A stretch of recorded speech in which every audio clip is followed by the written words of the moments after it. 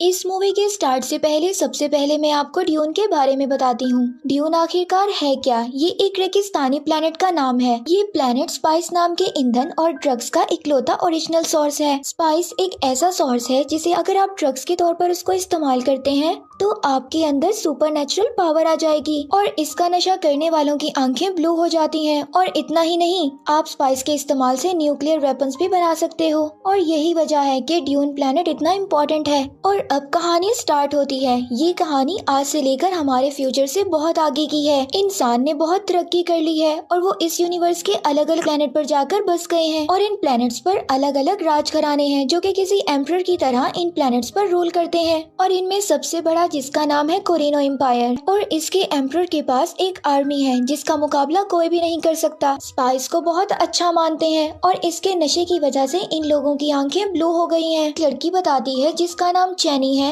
वो बताती है कि किस तरह आउटसाइडर इनकी जमीन से स्पाइस को हार्वेस्ट कर रहे हैं और इन आउटसाइडर्स को डायरेक्शन देता है रॉबिन जो कि इनका लीडर है। लेकिन फिर अचानक एम्परर के ऑर्डर पर वो लोग इनके प्लेनेट को छोड़ देते हैं। किसी को भी समझ नहीं आता कि ऐसा डिसीजन क्यों लिया गया। और अब मूवी शिफ्ट होती है कैलेडन नाम के एक प्लेनेट पर और अब हम यहाँ पर मिलते हैं एक लड़के पोल और उसकी माँ जेसिका से जो कि एक विच है और इसके पास बहुत सारी पावर्स हैं जिनका वो इस्तेमाल करना पोल को सिखा रही है। और अब पोल अपनी माँ को बताता है कि उसे एक जैसे ड्रीम्स बार बार आ रहे हैं जिसमें वो एक नीली आंखों वाली लड़की को देखता है जो कि हकीकत में चैनी है। और एक दिन दूसरे प्लेनेट का किंग इनके प्लेनेट पर आता है और अब वो वहाँ के किंग को बताता है जो कि कोई और नहीं पोल के फादर हैं कि कैसे उसे एम्परर के ऑर्डर पर अराकिस से स्पाइस को माइन करना है। एम्परर के ऑर्डर को एक्सेप्ट कर लेता है। इसके बाद पोल अपने फादर के एक वॉरियर से मिलता है और अब पोल उसको बताता है कि उसने अपने ड्रीम में उसको मरते हुए देखा है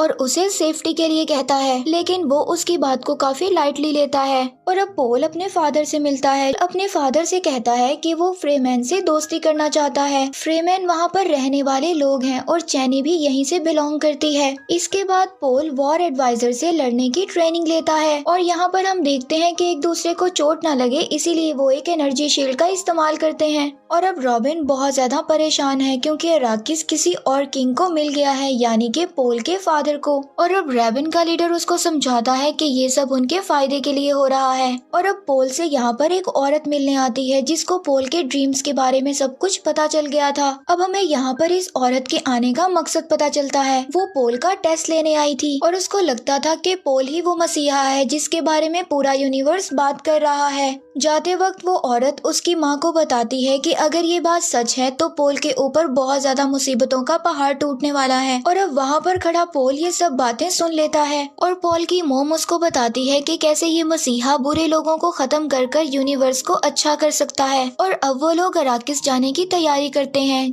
और जल्द ही ये लोग अराकिस आ जाते हैं। और पोल ये वहाँ पर देखता है कि लाखों लोग उसको मसीहा समझकर वहाँ पर देखने आए हैं। पोल की मोम को लगता है कि ये खबर शायद उसी औरत ने फैलाई है। जल्द ही ये लोग नई सिटी में पहुँच जाते हैं जहाँ पर पोल के फादर स्पाइस की माइनिंग का काम शुरू करने का ऑर्डर देते हैं। यहाँ पर पोल को पता चलता है कि इस रेगिस्तानी प्लेनेट पर सैंड वर्म्स भी रहते हैं जो कि चलने का साउंड सुनकर उनकी तरफ अट्रैक्ट होते हैं। और इससे बचने के लिए फ्रेमैन एक ऐसे पैटर्न पर चलते हैं जहाँ पर डेजर्ट का नेचुरल साउंड निकलता है और यहाँ पर हंटर बग की मदद से पोल को कोई मारने की कोशिश करता है। और अब पता चलता है कि ये दूसरे किंग का आदमी था। उधर पोल के फादर का वॉरियर उनको आकर बताता है कि यहाँ पर उनकी 100 से भी ज्यादा फ्रेमैन रहते हैं और कहता है कि इन्हीं में से इनके एक लीडर को वो अपने साथ लाया है। और अब पोल के फादर उससे दोस्ती करने की कोशिश करते हैं और उनसे कहते हैं कि अब तुम्हें कोई भी नुकसान नहीं पहुंचाएगा। और वो लीडर उनसे कहता है कि वो जल्दी अपना काम खत्म करें और यहाँ से चले जाएं। इसके बाद पोल के फादर माइनिंग की तैयारी देखने के लिए जाते हैं,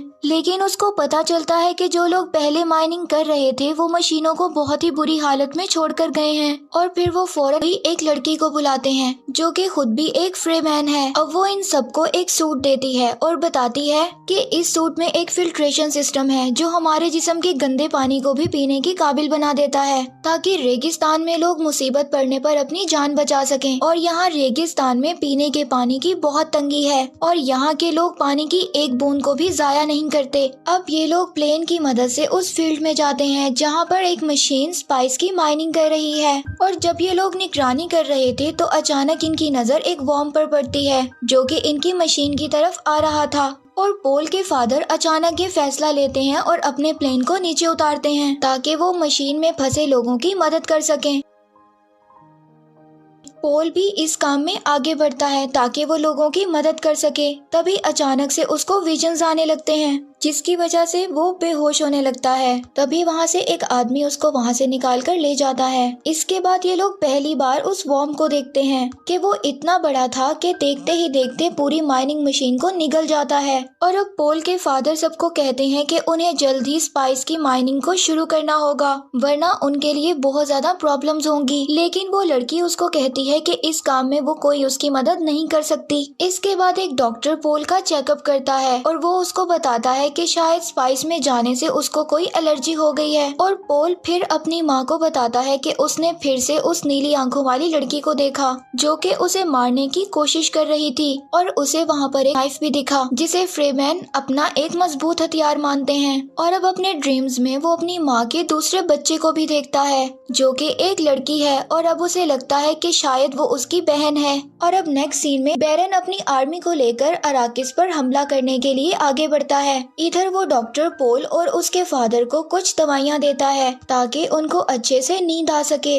और जब पोल के फादर की आंख खुलती है तो वो देखता है कि एक मेड उसके पास इंजर्ड है। इससे पहले वो कोई एक्शन लेता उसकी शील्ड को तोड़कर एक निडल उसको आकर लग जाती है। और यहाँ उसको समझ में आता है कि ये सारा काम उस डॉक्टर का है और ये बैरन के साथ हो गया है। और अब वो डॉक्टर पोल के फादर की रिंग उतार लेता है और उसको पोल तक पहुँचाने का वादा करता है। और अब उसको वो एक नकली दांत लगाते हुए कहता है कि इस दांत में जहर भरा हुआ है। वो जब भी बैरन से मिले तो इस दांत को पीसकर इसकी हवा से वो बैरन को मार सकता है। इधर पोल के आदमियों को बैरन के हमले का पता चल जाता है और वो पूरी ताकत से इनसे लड़ने के लिए आगे बढ़ते हैं। लेकिन वो आर्मी के आगे कमजोर पड़ जाते हैं। पोल को बचाने के लिए उसका सिपाही आगे बढ़ता है लेकिन वो देखता है पोल अपनी जगह पर नहीं है और पोल और उसकी मदर जेसिका को बैरन के आदमियों ने पकड़ रखा है और वो उनको वॉर्म के एरिया में फेंकने जा रहे हैं। यहाँ पर पोल की माँ अपने विच पावर को यूज करते हुए उन सबको अपने कंट्रोल में कर लेती है। वो सभी आपस में लड़ने लगते हैं। इसके बाद पोल और उसकी माँ नीचे आ जाते हैं और देखते हैं कि बैरन के आदमियों ने पूरी सिटी को तबाह कर दिया है और अब वो पनाह लेने के लिए एक जगह पर रुकते हैं। इधर डॉक्टर बैरन से अपनी वाइफ को छोड़ने के लिए कहता है लेकिन बैरन डॉक्टर को भी मार देता है। अब बैरन पोल के फादर के पास जाता है। पोल के फादर उसी दांत की मदद से अपने मुंह से एक जहरीली गैस निकालते हैं जिसकी वजह से बैरन और उसके आदमी मर जाते हैं। अब कुछ लोग वहाँ पर गैस को साफ करने के लिए आते हैं और वो देखते हैं कि बैरन ऊपर दीवार से चिपका हुआ है और वो अभी भी जिंदा है। और अब इधर रेगिस्तान में पोल को डॉक्टर के बैग से अपने फादर की रिंग मिलती है और वो ये बात समझ जाता है कि उसके फादर अब इस दुनिया में नहीं रहे। तभी उसको एक और विजन आता है और वो देखता है कि वो उस लड़की के साथ मिलकर एम्परर की आर्मी से मुकाबला कर रहा है। इस विजन से वो ये समझता है कि शायद ये फ्यूचर में आने वाले वॉर की कोई निशानी है।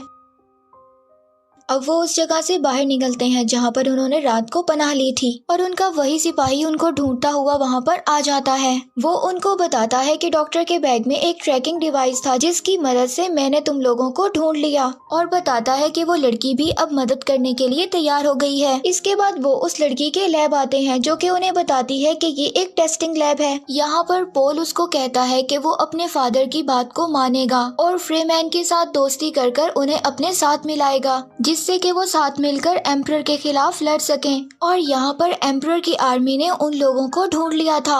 वो सिपाही भी मारा गया था और अब पोल को जो ड्रीम्स आते थे उसका एक ड्रीम पूरा हो जाता है। अब पोल और उसकी माँ उस लड़की के साथ मिलकर एक सुरंग की तरफ जाते हैं जहाँ पर वो लड़की बैरन के आदमियों का मुकाबला करने के लिए चली जाती है। और अब वो एक डिवाइस को जमीन में लगाती है जिसे वो वॉर्म्स को अट्रैक्ट कर सके और तभी बैरन के आदमी वहाँ पर आ जाते हैं। इससे पहले वो कुछ कर कर पाते वॉर्म्स वहाँ पर आ जाता है और वो उस लड़की के साथ साथ उनको भी निगल जाता है कि माँ हेलीकॉप्टर की मदद से आगे बढ़ रहे होते हैं। तभी कुछ लोग उनका पीछा करते हैं। वो उनसे बचने के लिए एक सैंडस्टॉर्म में दाखिल हो जाते हैं जिससे उनका हेलीकॉप्टर क्रैश हो जाता है। और अब नेक्स्ट सीन में हम बहरन को देखते हैं। रेवन उसको बताता है कि पोल और उसकी माँ सैंडस्टॉर्म में मारे गए। बहरन अब सभी फ्रेमैन को भी मारने का ऑर्डर देता है और अब आगे पोल और उसकी माँ हेलीकॉप्टर से मिले स्टील सूट को पहन लेते हैं और अपने उसी सिपाही के कंपास की मदद से कबीले को ढूंढ लेते हैं। और तभी वॉर्म तेजी से उनकी तरफ आगे बढ़ने लगता है। इससे पहले वो उनको निगलता वो अचानक रुक जाता है क्योंकि उसे उसी डिवाइस का साउंड सुनाई दे रहा था।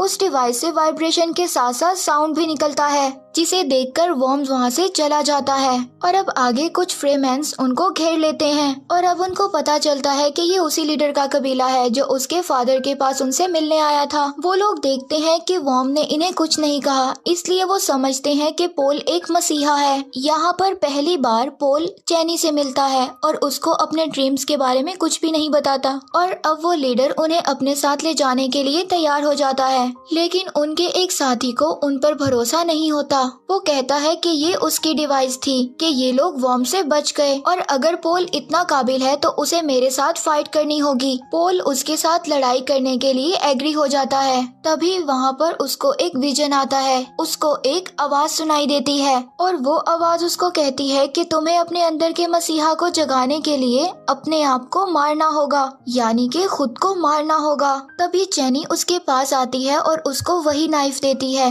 वैसे ही जैसा उसने अपने ड्रीम में देखा था। चैनी उसको कहती है कि वो उसको कोई भी मसीहा नहीं मानती। वो ये नाइफ उसको इसलिए दे रही है कि वो एक वॉरियर की मौत मर सके। यहाँ पर ये लोग फाइट करने लगते हैं और पोल उसको काबू कर पीछे हटने को कहता है, लेकिन वो लीडर पोल को कहता है कि ये लड़ाई तुम दोनों के किसी एक के मरने पर ही खत्म होगी। वहाँ पर पोल की माँ उसको बताती है कि पोल कोई कातिल नहीं है, उसने आज तक कभी किसी को नहीं मारा। पोल समझ जाता है कि वो आवाज उसे अपने आप को बदलने के लिए कह रही थी। इसके बाद वो उस आदमी को मार देता है और फ्रेमैन के कबीले को अपने इरादे बताता है कि वो किस तरह उन लोगों के साथ मिलकर एम्परर की आर्मी से लड़ना चाहता है। वो लोग उसकी बात से एग्री होकर अपने कबीले की तरफ बढ़ने लगते हैं। अब वो थोड़ा आगे जाकर एक फ्रेमैन को वॉर्म की सवारी करते हुए देखते हैं और चैनी उससे कहती है कि ये सिर्फ स्टार्ट है और यहीं पर स्टोरी एंड हो जाती है।